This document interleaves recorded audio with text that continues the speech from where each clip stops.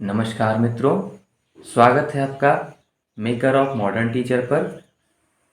Jharkhand DElEd की इस अगली कक्षा में हम लोग देखने जा रहे हैं शिक्षा में आदर्शवाद।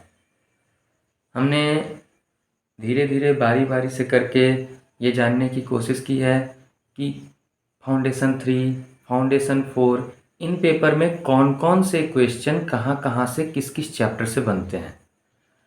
नवोदित भारतीय समाज में शिक्षा एवं शिक्षक फाउंडेशन 1 का जो यह सब्जेक्ट है, इस सब्जेक्ट का सबसे मूल टॉपिक एक कहा जा सकता है। उसमें आने वाले 4 विचारधाराएं, शिक्षा संबंधी विचारधाराएं, इन विचारधाराओं को चार भाग में बांटा गया है, जिसमें अगर बोला जाए तो सबसे प्रचलित विचारधारा जो है, जिसने सबसे अधिक समय तक संसार में शिक्षा के क्षेत्र में चाहे किसी भी क्षेत्र में असर डालकर रखा, वह है आइडियलिज्म यानी कि आदर्शवाद। शिक्षा में आदर्शवाद, इसमें देखिए कुछ मुख्य बातें इस प्रकार हैं। कही जाती हैं कि इस दर्शन की जड़ें अत्यंत प्राचीन हैं, ये इसका परिचय है। आदर्शवाद पर वैचारिक आलोक डालने के पूर्व इसके प्रवर्तकों पर एक विहंगम दृष्टि डालना आवश्यक प्रतीत होता है कि आदर्शवाद दरअसल होता क्या है। आदर्शवाद को जानना है तो पहले आदर्शवाद के प्रवर्तक, जिन्होंने आदर्शवाद को समाज में लाया, उसके बारे में जानते हैं। पाश्चात्य देशों में यानी कि पश्चिमी देशों में इस विचारधारा का सूत्रपात सुकरात तथा प्लेटो से होता है। सर्वप्रथम प्लेटो ने ही लिखा कि विचार ही वास्तविक है। तो अगर कहा जाए कि आदर्शवाद विचारधारा के प्रवर्तक कौन रहे हैं, तो प्लेटो रहे हैं। सीटेट जेटेट संबंधी अन्य शिक्षण परीक्षाओं के लिए भी आपको यह महत्वपूर्ण बन जाता है। इसके बाद ऐसे चिंतकों की श्रृंखला बढ़ी जिन्होंने इस विचारधारा को दृढ़ता प्रदान की। ऐसे चिंतकों में Descartes, Spinoza, Berkeley, Fichte, Hegel, Kant, Gentile इत्यादि आते हैं। भारत में यदि कहा जाए तो इस विचारधारा का प्रवर्तन जंगलों में रहने वाले ऋषियों मुनियों ने किया। इन दार्शनिकों ने विचारों का शिक्षा में सूत्रपात करने का श्रेय होता है।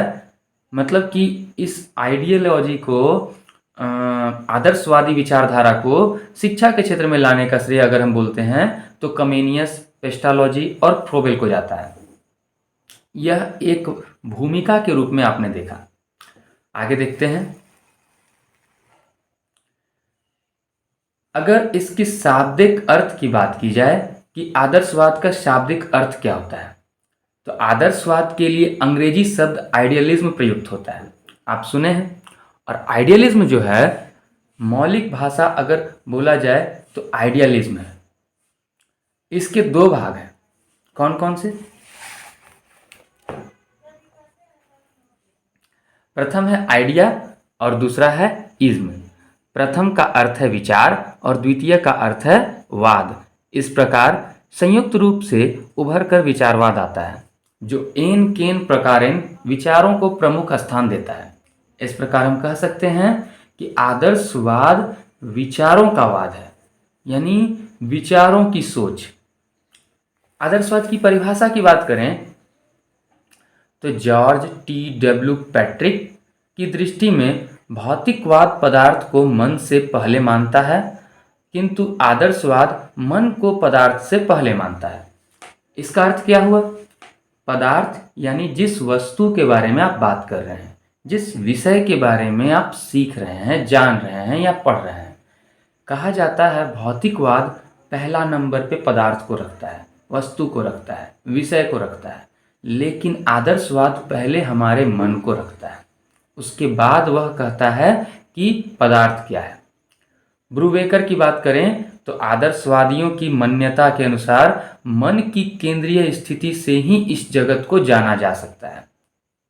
आदर्शवादियों की मान्यता के अनुसार मन की केंद्रीय स्थिति से ही इस जगत को जाना जा सकता है। चलिए, ये ब्रूवेकर की बात हुई। आगे कुछ और भी परिभाषाएं हैं जो आप इस प्रकार देख सकते हैं। रॉस के विचार इस प्रकार हैं कि आदर्शवाद के अनेक और विविध रूप हैं, किंतु समस्त कि आधारभूत मान्यता यह है कि इस संसार का उत्पादक कारण मन या आत्मा ही है और मानसिक स्वरूप ही वास्तविक सत्य है।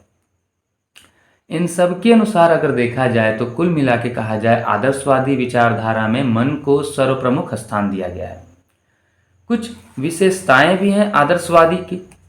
देखिए, पहली विशेषता के रूप में बात कर सकते हैं कि आदर्शवाद ने इस जगत को जितने अधिक समय तक प्रभावित किया उतना अन्य किसी वाद ने नहीं किया। यह बात सत्य है। महात्मा गांधी भी भारत में आदर्शवादी विचारधारा से ही संबंधित थे। ठीक है, इसके बाद हम जाते हैं आदर्शवादी मन तथा आत्मा से चित्रित इस जगत को एक सुंदर दृश्य मात्र मानते हैं। यह मन तथा आत्मा अनेकता में एकता का बोध कराता है। ये आदर्शवाद की विशेषताएं हैं। आगे देखें तो आत्मनिर्णय को वास्तविक सत्ता के सार के स्वरूप स्वीकार किया गया। हमारी इंद्रियां वास्तविक सत्य का बोध नहीं कर सकती, लेकिन इसके लिए तो हमें मानसिक और आध्यात्मिक दृष्टि की आवश्यकता पड़ती है। स्वतंत्र चिंतन हेतु मन भौतिक पदार्थों पर आधारित नहीं है। आदर्शवाद के अनुसार पदार्थ नहीं, पदार्थ का प्रत्यय ही सत्य है। पदार्थ का प्रत्यय मतलब कि जो मन में सोच लिए आप, पदार्थ क्षणभंगुर है, जबकि पदार्थ का प्रत्यय अजर और अमर है। आदर्शवाद पदार्थ की अपेक्षा अनुभवों को अधिक महत्व देता है। आध्यात्मिक मूल्यों सत्यम शिवम सुंदरम में आस्था आदर्शवाद का केंद्रीय तत्व है। यानी कि कुल मिला के कहा जाए आदर्शवाद मन को सर्वप्रमुख स्थान देता है। आदर्शवाद दर्शन पर सार दृष्टि अगर हम देख लें, एक बार जान लें कि आदर्शवाद दर्शन क्या सिखलाना चाहता है, तो आदर्शवाद जगत की शिक्षा के अंतर्गत मूल रूप से कहा जाता है कि भौतिक जगत परिवर्तनशील और नश्वर है, जबकि इसके पीछे निहित विचार सत्य शाश्वत और चिरंतन है। वस्तुओं के विनाश के उपरांत भी विचारों का अस्तित्व बना रहता है। मनस फिर से इनका सृजन कर लेता है। तो कुल मिला के कहा जाए कि सत्य वचन ये है कि पूरी सृष्टि मन से ही चल रही है। जॉन कीट्स भी कहते हैं कि सत्य ही सुंदर है। देखिए, सत्य ही सुंदर है और सुंदर ही सत्य है। जगत में जो कुछ आप जानते हैं अथवा जिसके जानने को आवश्यक समझते हैं वह यही है। Beauty is truth and truth is beauty. That's all you know on the earth and all you need to no.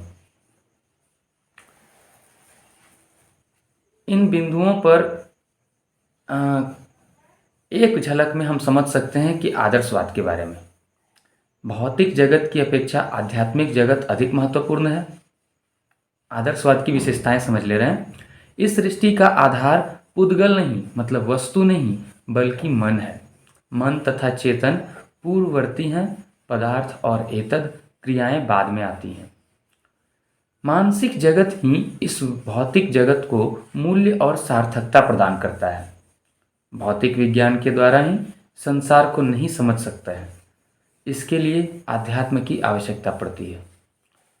मनुष्य ईश्वर की महान रचना है, इसमें ईश्वरीय तत्व विद्यमान होते हैं। आत्मा चेतना और मन की सत्ता के आधार पर पदार्थ और सृष्टि का निर्माण होता है।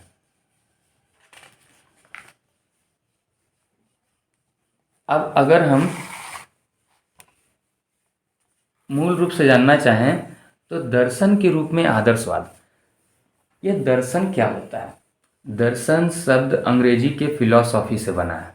फिलॉसफी यानी कि देख कर मिलने वाला ज्ञान। याद रखिए, फिलो जोड़ सोफिया, तो इसका मतलब होता है देख कर मिलने वाला ज्ञान या ज्ञान के प्रति समर्पण। दर्शन मात्र पुस्तकीय विद्या नहीं है, यह तो गहन चिंतन का परिणाम है। डॉक्टर राधाकृष्णन ने दर्शन शास्त्र को यथार्थ के स्वरूप के तार्किक विवेचन के रूप में स्वीकार किया। दृश्यते अनेन इति दर्शनम, अर्थात जिससे देखा जाए उसी को दर्शन कहते हैं। तो आदर्शवादी विचारधारा के व्यक्तियों ने जिस प्रकार से इस सृष्टि को देखा, उन्होंने उसी प्रकार इसका वर्णन किया। और आदर्शवादी विचारधारा काफ़ी अधिक लंबे समय तक इस सृष्टि में विद्यमान भी रही है। आगे देखते हैं आदर्शवाद की तत्वमीमांसा। तत्वमीमांसा के अंतर्गत यदि हम जानना चाहते हैं तत्वमीमांसा क्या है, देखिए आदर्शवादियों ने अपने 3 दृष्टिकोण दिए हैं, तत्वमीमांसा, ज्ञान मीमांसा और मूल्य मीमांसा, यानी तत्व, ज्ञान और मूल्य। आदर्शवाद बोलता है व्यक्तिनिष्ठ आदर्शवाद, ये बर्कले का कथन है। प्रपंचात्मक आदर्शवाद, कांट का कथन है। वस्तुनिष्ठ आदर्शवाद, प्लेटो का कथन है। द्वंद्वात्मक आदर्शवाद, हीगेल का कथन है। और ऐतिहासिक आदर्शवाद, क्रोसे जेंटाइल हॉर्न का कथन है। ये सारे क्वेश्चन ना बहुत बार जेटेट और सीटेट की परीक्षाओं में पूछे जाते हैं। वहाँ इनसे पूछ दिया जाएगा कि इनसे कौन संबंधित है। ठीक है, तत्व दर्शन के विचार से आदर्शवाद की इन शाखाओं प्रशाखाओं में जगत की सत्ता भौतिक नहीं बल्कि मानसिक है। कुल मिलाकर के इनमें भी यही बात कही जाती है कि प्रकृति तो मात्र मन की प्रतीति अथवा मानसिक क्रिया है। आदर्शवादी संसार को उद्देश्यपूर्ण तथा मानसिक पक्ष के अभाव के निरर्थक मानते हैं। बोसांके के विचार से जीवन के लिए जो वातावरण है वह संसार है और मन के लिए जो वातावरण है वह ब्रह्मांड है। इतना काफ़ी है इधर के लिए। इसकी ज्ञान मीमांसा और मूल्य मीमांसा को समझ लीजिए।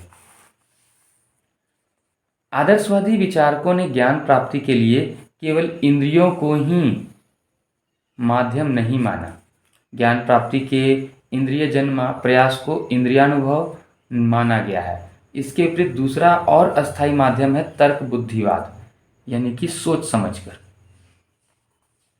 स्पष्टतः विचारवाद के अंतर्गत आगमन प्रणाली के तुलना में निगमन प्रणाली द्वारा ज्ञान प्राप्त करने को अधिक उपयुक्त स्थायी माना गया है। देखिए ये आप समझ सकते हैं इस लाइन को। आदर्शवादी विचारधारा के लोग आगमन प्रणाली की तुलना में निगमन प्रणाली को अधिक महत्व देते हैं। तो आगे समझिए। संक्षेप में कहा जा सकता है कि यह ब्रह्मांड तर्क आधारित और व्यवस्थित है। इंद्रियों की अपेक्षा तर्क बुद्धि से प्राप्त ज्ञान अधिक विश्वास योग्य है। चरम मन से ही सत्य और समस्त अस्तित्व का स्रोत है। अनुभूति से प्राप्त अनुभव सामग्री तर्क बुद्धि मार्ग से गुजरने के बाद ही ज्ञान का रूप ग्रहण करती है। पूर्व स्थापित तथा मान्य सत्य से अधिकतम सहसंबंधधारी विचार ही सत्य है। तर्क बुद्धि द्वारा अर्जित ज्ञान ही वांछनीय है, इसका अधिकतम प्रयोग सराहनीय है। कुल मिलाकर के हम अगर कहें तो आप जो भी चीज़ देख लिए उसको देखते के साथ स्वीकार ना कर लें, उसके ऊपर तर्क करें। तर्क करने के बाद अपनी बुद्धि के द्वारा सही और गलत का निर्णय लें, यह इसकी ज्ञान मीमांसा कहती है। अंत में बात करते हैं मूल्य मीमांसा की। आदर्शवाद सत्यम, शिवम और सुंदरम जैसे शाश्वत मूल्यों में विश्वास करता है। यही मूल्य मानव जीवन में सुख, शांति और कल्याण के निश्चयात्मक होते हैं। व्यक्ति इनकी उत्पत्ति नहीं कर सकता, केवल इन्हें खोज सकता है। उसके जीवन में जानना, इच्छा और प्रयत्न निहित है। तो ये हमने देखा इसके 3 मीमांसा से संबंधित। अब देखते हैं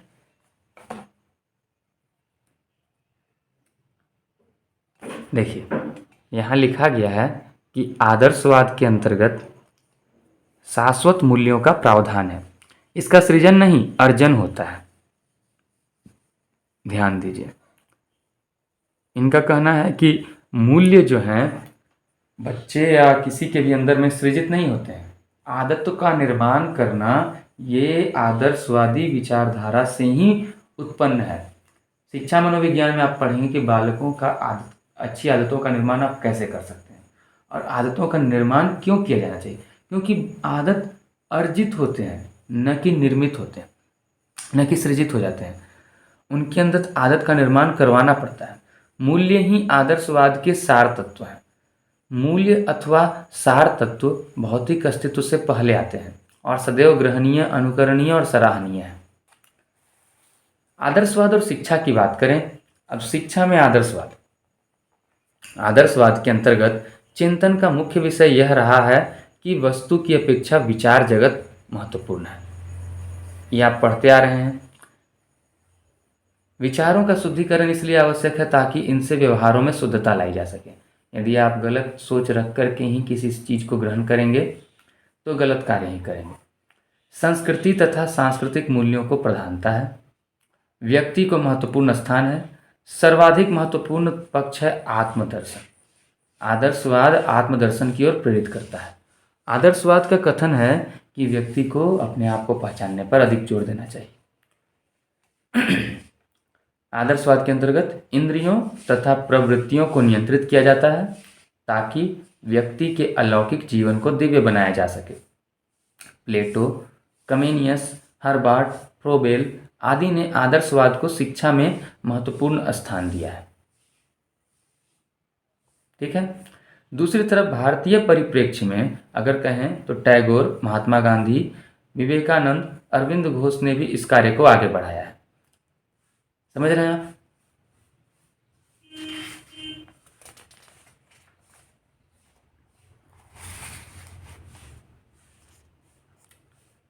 देखिए, गोस्वामी तुलसीदास ने लिखा है, ईश्वर अंश जीव अविनाशी, चेतन अमल सहज सुख राशि। स्वामी विवेकानंद ने भी व्यक्ति को ईश्वर का प्रतिनिधि मानते हुए व्यक्ति के प्यार, सम्मान तथा उपासना पर बल दिया है। गोस्वामी तुलसीदास के अनुसार ईश्वर जो है, ईश्वर का ही अंश है मनुष्य। चेतन अमल सहज सुख राशि, जितना सहज और कोमल रहिएगा उतना सुख मिलेगा। शिक्षा का अर्थ। आदर्शवादी विचारधारा के अनुसार अगर बोला जाए तो चारित्रिक उत्कर्ष को सर्वोपरि स्थान ही रखता है। तो इसके अनुसार होना भी चाहिए कि शिक्षा ऐसी होनी चाहिए जिससे आपको जीवन में संस्कार प्रदान करना और व्यक्ति को मनुष्य बनाना ही वास्तविक शिक्षा है। ध्यान दीजिएगा, आदर्शवादियों के अनुसार कि जीवन में संस्कार प्रदान करना और व्यक्ति को मनुष्य बनाना ही वास्तविक शिक्षा है। आहार, निद्रा, भय और मैथुन जैसी सामान्य प्राणियों की विशेषताओं से व्यक्ति विवेक के माध्यम से ऊपर उठता है। ये सामान्य प्रक्रिया जो व्यक्ति मनुष्य में जीवन में करता है। विवेक और तर्क बुद्धि ही ज्ञान का वास्तविक स्रोत है। ध्यान दीजिए। अतः शिक्षा का मंतव्य तार्किक दृष्टि रखना है। ठीक।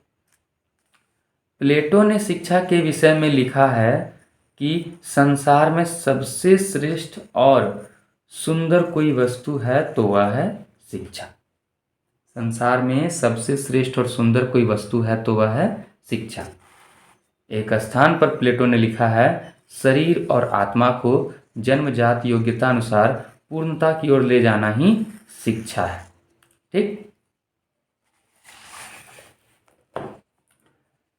प्लेटो ने शिक्षा एवं संस्कार को आलोकित करते हुए कहा कि अनुचित बातों के लिए घृणा और उचित बातों के लिए प्रेम उत्पन्न करने का संस्कार ही शिक्षा है। तो इतनी सारी बातों से आपको समझ में आया कि शिक्षा का अर्थ आदर्शवादियों के अनुसार क्या बनता है। अब शिक्षा के उद्देश्य। व्यक्तित्व का उच्चतम विकास तथा आत्मानुभूति। समस्त प्राणधारियों से ऊपर उठकर आत्मा का संस्पर्श प्राप्त करता है। वह अपनी इसी विशिष्ट शक्ति के माध्यम से संसार में व्याप्त चेतन सत्ता की अनुभूति भी करता है। आत्मानुभूति जीवन का लक्ष्य है। इसके माध्यम से व्यक्ति अपने वास्तविक स्वरूप को समझता है। प्रसिद्ध दार्शनिक सुकरात कहते हैं कि अपने आप को जानो। यही उद्देश्य प्रत्येक बालक और वयस्क के लिए होना चाहिए, यानी आत्मानुभूति।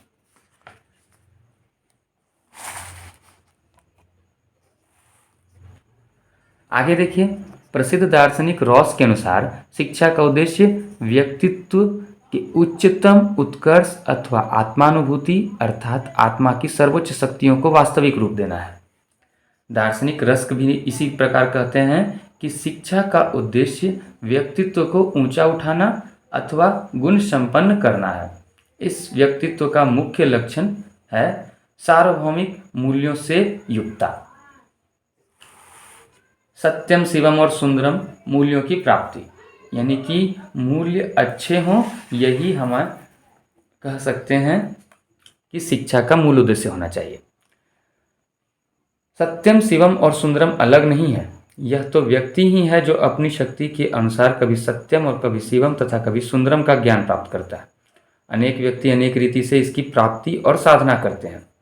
दर्शन की दृष्टि से निरपेक्ष सत्ता सत्यम के रूप में ज्ञान है, समाज की दृष्टि से निरपेक्ष सत्ता शिवम है और साहित्यिक परिप्रेक्ष्य में वही सुंदरम है। इन बातों के आधार पर आप समझ सकते हैं कि किसी भी चीज़ को यदि आप देखें तो उसके सही और गलत को परखने के लिए अपनी तर्क बुद्धि का प्रयोग करें और प्रयोग करने के बाद जो सही हो उसे ही अपनाएं, जो गलत हो उसे छोड़ें। सत्यम शिवम सुंदरम का मूल उद्देश्य यह हुआ। अनेकता में एकता। आदर्शवाद राष्ट्रीय एकता को सबल आधार प्रदान करता है। अनेक स्थानों और अनेक परिस्थितियों में रहते हुए भी सभी नागरिकों में एकता का सूत्र विद्यमान होता है। ठीक है। राष्ट्रीय एकता के प्रसंग में समस्त नागरिक एक देशवासी हैं और सभी में एक ही प्रकार का रक्त संचार होता है। हिंदू, सिख, ईसाई और मुसलमान हमारी संकीर्ण वृत्ति के परिणाम स्वरूप विभाजन मात्र है। ठीक है ना।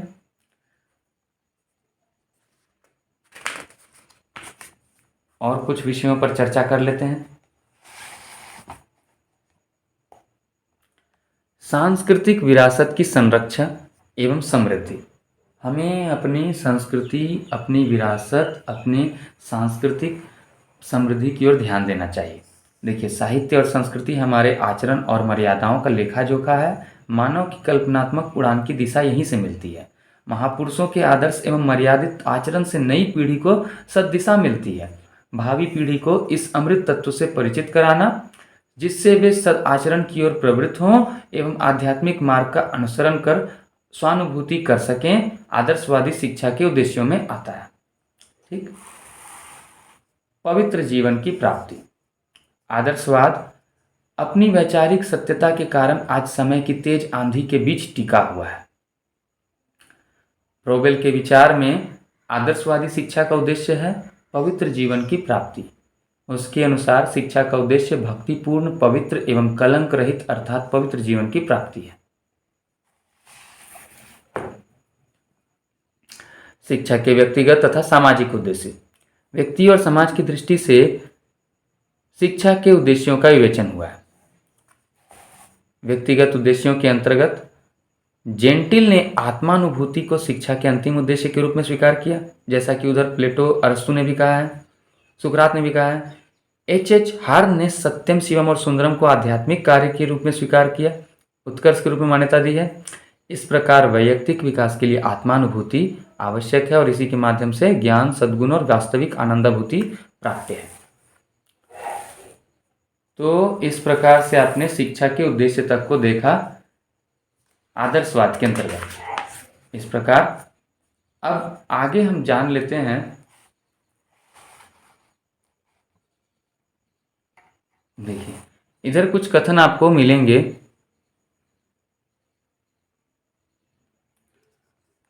हार्न महोदय ने हार्बर्ट स्पेंसर की ही तरह एक श्रृंखलाबद्ध प्रस्तुत की है। देखिए कि उपासना, व्यक्तिगत चरित्र एवं सामाजिक न्याय स्थापना, सौंदर्य सराहना, तर्कना परक ज्ञान, व्यवसायिक कुशलता, शारीरिक विकास। आदर्शवाद के अनुसार पाठ्यक्रम क्या होना चाहिए? समस्त आदर्शवादियों ने इस जगत को विश्वास की छाया मात्र माना है। जगत और समाज परिवर्तनशील है, किंतु इनका जनक विचार सदैव अस्थायी है। अतः पाठ्यक्रम उस पर आधारित होना चाहिए जो अस्थायी, व्यापक और चिरंतन हो।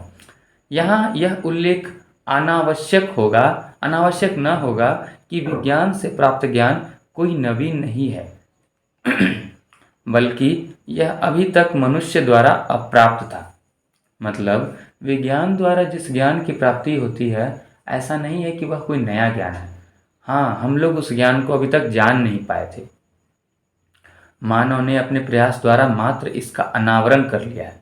आदर्शवाद में विचारों एवं आदर्शों को पाठ्यक्रम निर्माण का आधार माना है। पाठ्यक्रम में बालक और समाज को नहीं, बल्कि समाज और विचार और आदर्श को प्रमुख स्थान दिया है। बैगले के विचार में शिक्षा का मुख्य उद्देश्य व्यक्ति के अंदर आदर्शों को भरना है, जो निर्णय का कार्य करेगा। पाठ्यवस्तु इसी के अनुरूप होगी। बालक की व्यक्तिनिष्ठ अभिवृत्ति ही महत्वपूर्ण होती है। इस प्रकार स्पष्ट है कि पाठ्यक्रम निर्माण का आधार विचार और आदर्श होंगे। ये बैगले का कथन है।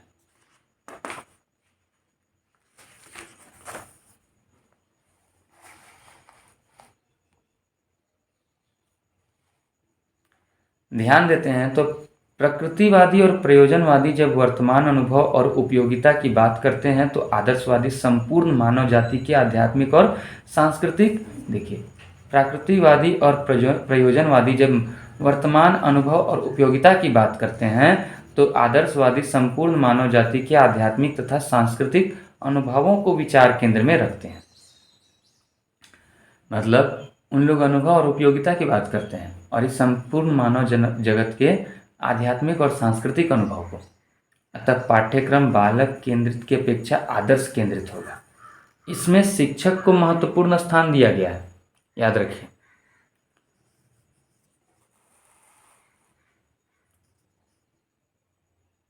बोगोस्लोवस्की पाठ्यक्रम को 4 खंडों में विभक्त करते हुए प्रथम खंड को विश्व खंड नाम देते हैं। इसके अंतर्गत वह वैज्ञानिक विषयों को समावेश करते हैं। सौरमंडल, जीवन का विकास, मानवीय नाटक इसमें आते हैं। दूसरा खंड सभ्यता खंड है, इसमें सामाजिक विज्ञान आता है। मानव संस्था की संसिद्धियां, वातावरण पर नियंत्रण, जीवन यापन, कला, भोजन, वस्त्र, निवास, कला कौशल, संचार व्यवस्था आदि। तीसरे खंड को संस्कृति खंड कहते हैं। इसमें आता है दर्शन, कला, साहित्य, धर्म, वातावरण की व्याख्या। और अंतिम खंड है व्यक्तित्व निर्माण खंड। इसमें सम्मिलित है व्यक्तित्व के शारीरिक, प्राकृतिक, भावात्मक तथा बौद्धिक पक्ष।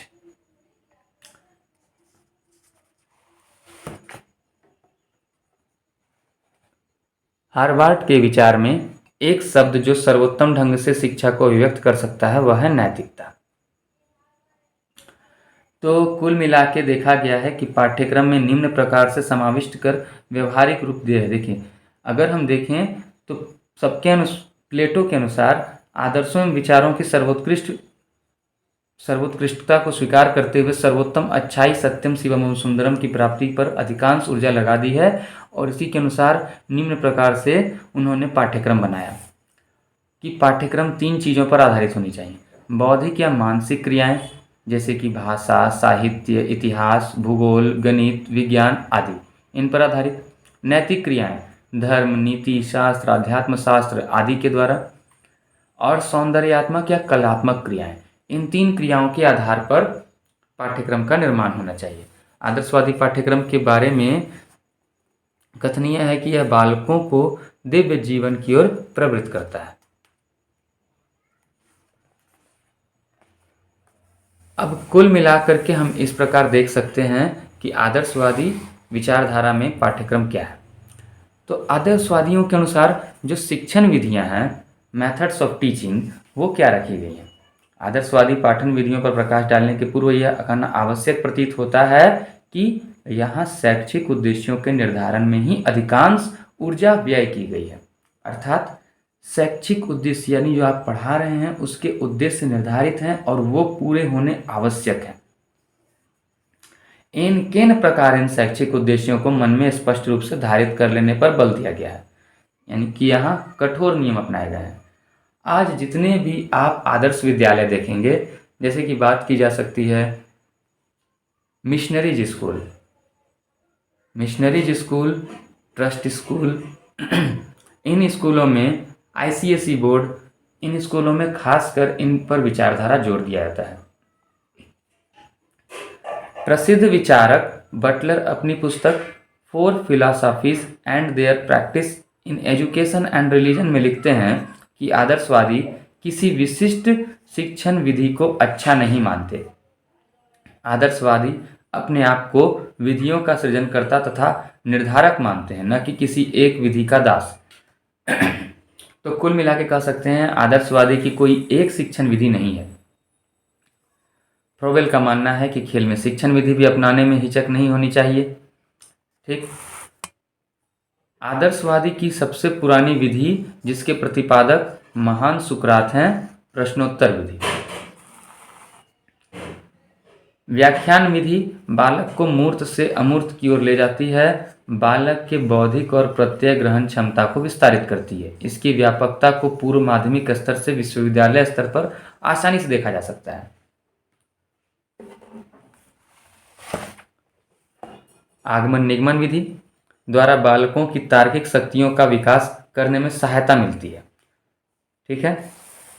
चर्चा विधि आजकल विद्यालयों में चर्चित है। प्रायः देखा जाता है कि सीधा व्याख्यान कम प्रभावकारी होता है। व्याख्यान में एक तरफा प्रयास होता है। इस कमी को दूर करने के लिए अनेक विद्यार्थियों को विचार प्रकट करने का मौका दिया जाता है। परियोजना विधि जो बोलते हैं, इसका प्रयोग यद्यपि प्रयोजनवादी करते हैं, किंतु यथा परिस्थिति साध्य को ध्यान में रखते हुए इसका भी प्रयोग किया जाता है।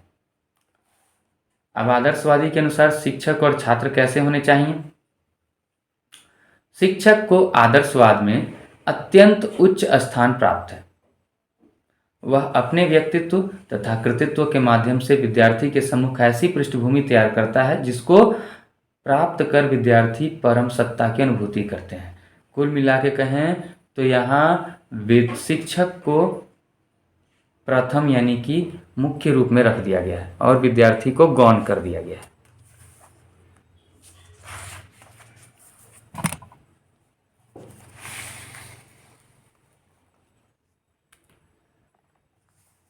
आदर्शवादी शिक्षक और विद्यार्थी को 3 प्रकार से सहायता करते हैं। प्रथम, उसके साथ तादात्म्य स्थापित कर उसे यह समझने में मदद करता है कि किस प्रकार के व्यक्ति बनने की दिशा में वह प्रयासरत है, सामान्य। और दूसरी बात, इस बात पर जोर देता है कि किसी समस्या के समाधान में उसके स्व के स्तर पर प्रयास आवश्यक होता है और इसी प्रयास के परिणाम स्वरूप स्व का विकास होता है। स्व मतलब आत्म। तृतीय, संश्लेषण और विश्लेषण की वैज्ञानिक विधियों के आवश्यक तत्वों को समझने में विद्यार्थी को मार्गदर्शन दिया जाएगा। शिक्षक के उत्तरदायित्व को फ्रोबेल ने बड़े ही आकर्षक और अनुपम दृष्टि से प्रस्तुत किया। फ्रोबेल के अनुसार बालक एक पौधे के समान है और अध्यापक एक माली के समान है, जो आवश्यकता अनुसार सींच कर, खाद पानी डालकर, काट छांट कर व्यवस्थित रूप से पौधे को सुंदर और मोहक रूप में विकसित करता है। ठीक है। रॉस लिखते हैं कि प्रकृतिवादी तो जंगली गुलाब से संतुष्ट हो सकता है। ध्यान दीजिएगा, प्रकृतिवादी तो जंगली गुलाब से संतुष्ट हो सकता है, किंतु आदर्शवादी तो सुंदर और सुविकसित गुलाब की इच्छा रखता है। ठीक। आदर्शवाद में छात्र संकल्पना पर गहराई से विचार हुआ है। प्रकृतिवाद बालक को शरीर, इंद्रिय, मस्तिष्क आदि का ऐसा रूप मानता है जिसमें विकास की प्रक्रिया के अंतर्गत चेतना आ जाती है। इसके अंतर्गत शिक्षा की प्रक्रिया बालक को केंद्र में रखकर चलती है। आदर्शवाद के अनुसार वह अंग मात्र नहीं है। देखिए, बालक को केंद्र में रखने पर जोर दिया गया है, लेकिन अगर कहा जाए तो शिक्षक को उच्चतम स्थान प्राप्त है, गौण नहीं। कुल मिलाकर के हम यहाँ देखते हैं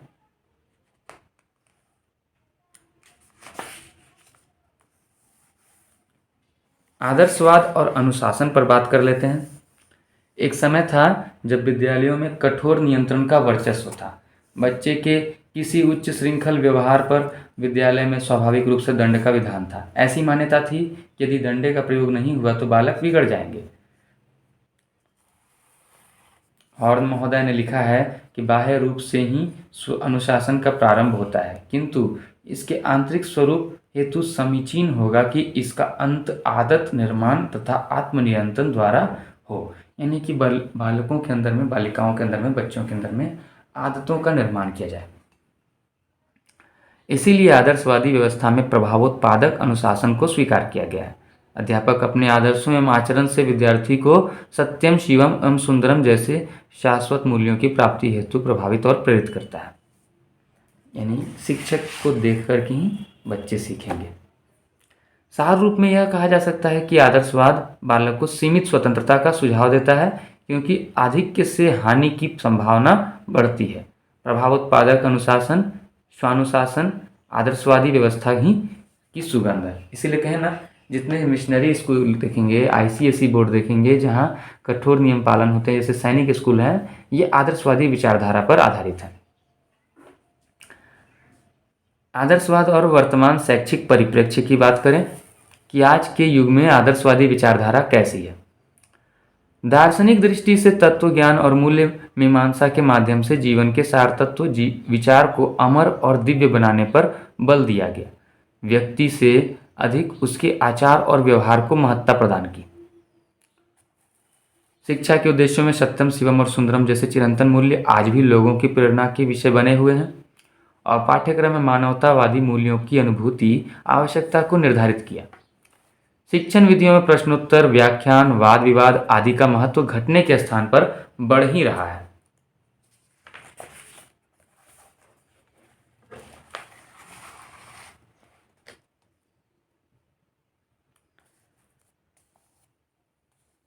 देखिए, अध्यापक को शिक्षा में मुख्य स्थान प्रदान करता है। उसे विद्यार्थी के नेत्र आवरक यानी कि विद्यार्थी का नेत्र माना गया है आदर्शवाद में। यहाँ तक कि विद्यार्थी की दृष्टि कहा है। इसकी किस आधार पर आलोचना होती है? आदर्शवादी शिक्षा की आलोचना के मूल तत्व क्या है? विद्वानों ने ध्यान आकर्षित करते हुए कहा है कि विचार जगत की अपेक्षा वस्तु जगत को गौण स्थान प्रदान कर दिया गया। यहाँ विचार की अपेक्षा वस्तु को गौण मान लिया गया है, वस्तु को अधिक महत्व नहीं दिया गया है। सदैव निरपेक्ष तथा चरम सत्य का संदर्भ प्रस्तुत करता है, जबकि इनका ज्ञान प्राप्त करना कठिन है।